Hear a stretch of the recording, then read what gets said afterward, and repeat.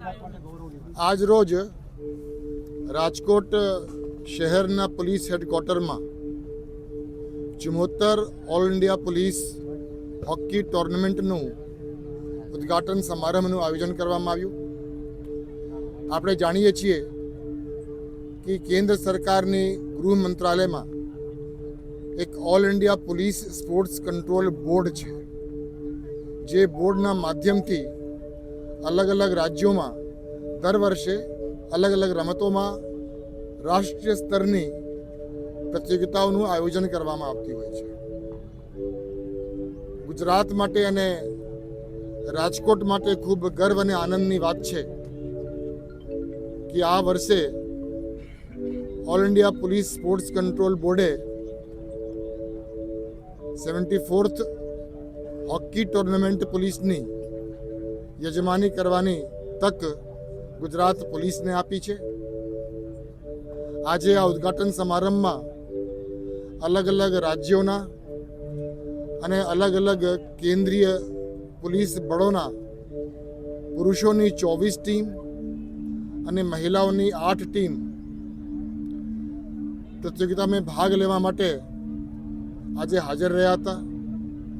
ખૂબ ભવ્ય ઉદ્ઘાટન સમારંભનું આયોજન થયું.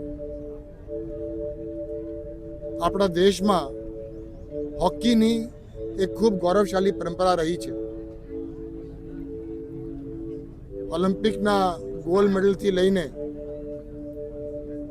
આ પરંપરાને જાળવી રાખવા માટે પોલીસના જવાનો પણ હોકીના રમતમાં ખૂબ ઉત્સાહથી રમતા હોય છે અને ભાગ લેતા હોય છે. દેશમાં હોકીની જે ગૌરવશાળી પરંપરા છે, એની સાથે સાથે યુનિફોર્મ્ડ સર્વિસીસમાં રમત ગમતની પણ એક ગૌરવશાળી પરંપરા રહેલી છે. એ રાજ્ય સ્તર હોય કે રાષ્ટ્રીય સ્તર હોય, પરંતુ યુનિફોર્મ સર્વિસીસ પોલીસ પર્સનલ છે, એ લોકો રમતમાં ખેલમાં પ્રતિયોગિતાઓનું આયોજન કરતા હોય છે અને ખૂબ ઉત્સાહથી ભાગ લેતા હોય છે. એને કારણ છે કે જે કોર પોલીસિંગ વેલ્યુઝ છે, એકબીજા સાથે સંકલન, એકબીજા સાથે કોઓર્ડિનેશન, એકબીજા સાથે કોઓપરેશન, એકબીજા સાથે અન્ડરસ્ટેન્ડિંગ, એ પોલીસિંગની જે કોર વેલ્યુઝ છે, એ જ કોર વેલ્યુઝ અલગ અલગ સ્પોર્ટ્સમાં, અલગ અલગ રમતમાં પણ જોવા મળે છે.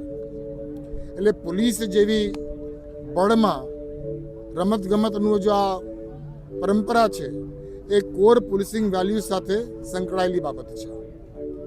આજે આપણા માટે ખૂબ ગર્વ અને આનંદની વાત છે કે 74મી ઓલ ઇન્ડિયા પોલીસ હોકી ટુર્નામેન્ટનું યજમાની કરવાનું તક ગુજરાત પોલીસને અને ખાસ કરીને રાજકોટ શહેર पुलिसने મળી છે. धन्यवाद.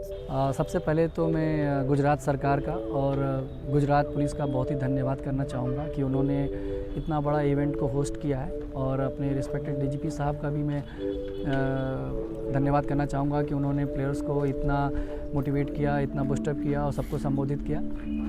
तो जो ये टूर्नामेंट्स होता है तो प्लेयरों को एक अच्छा प्लेटफॉर्म मिलता है अपने परफॉर्मेंस दिखाने का, अपना कैलिबर दिखाने का, और उससे उनका फ्यूचर डिसाइड होता है कि वो कहाँ तक जा सकते हैं. ऐसे टूर्नामेंट्स जब भी होते हैं प्लेयर को एक बड़ा एक्सपोजर मिलता है. और मैं भी खेलूँगा. मैं यहाँ पे 2022 में भी खेल चुका हूँ नेशनल गेम्स. मुझे बड़ा अच्छा लगा था जब मैं पहली बार यहाँ पे आया था खेलने के लिए. यहाँ का एटमॉस्फेयर, यहाँ के लोग, यहाँ के जो अकोमोडेशन थे, काफ़ी से मैं प्रभावित हुआ था. तो मैं बहुत ही धन्यवाद करूँगा आज भी सरकार का और पुलिस का, क्योंकि अभी मैं पुलिस के लिए खेलने आया हूँ. तो डेफिनेटली यहाँ पे काफ़ी अच्छा है माहौल है, तो मुझे खेलने में खुशी हुई.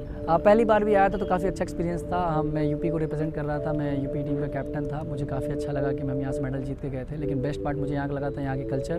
उस टाइम मुझे अच्छे से याद है कि गरबा चल रहा था, तो बड़ा अच्छा एटमॉस्फियर था और बड़ा अच्छा फूड बहुत अच्छा है यहाँ पे.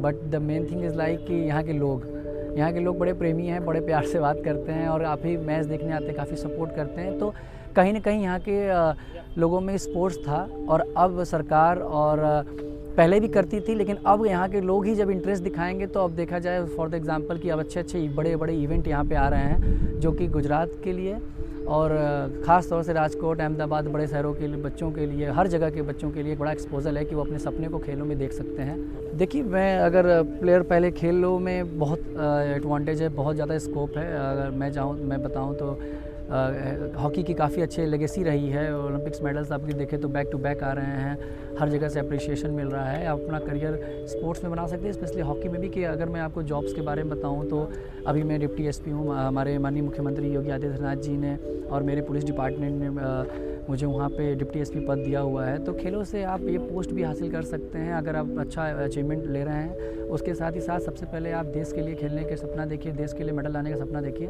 तो बट नेचुरल आपका जॉब्स की तो एक एग्जांपल रह जाएगा कि वो तो आपको कहीं ना कहीं मिलेगा ही, लेकिन पहले आप देश के लिए और प्रदेश के लिए नाम रोशन करने का वो सोचिए, सपना रखिए, बड़ा सोचिए। युवाओं के हॉकी के साथ साथ मैं उनको ये भी बोलना चाहूँगा, कभी आप ये मत सोचिए आपके पास क्या नहीं है। हमेशा आप ये सोचिए आप क्या पा सकते हैं। अपने पेरेंट्स के जो सेक्रीफाइस हैं उसको समझिए और मोबाइल से दूर रहिए। जब ज़रूरत हो तभी उसको यूज़ कीजिए और सबसे बड़ी चीज़ अपने आप से ईमानदार रहिए।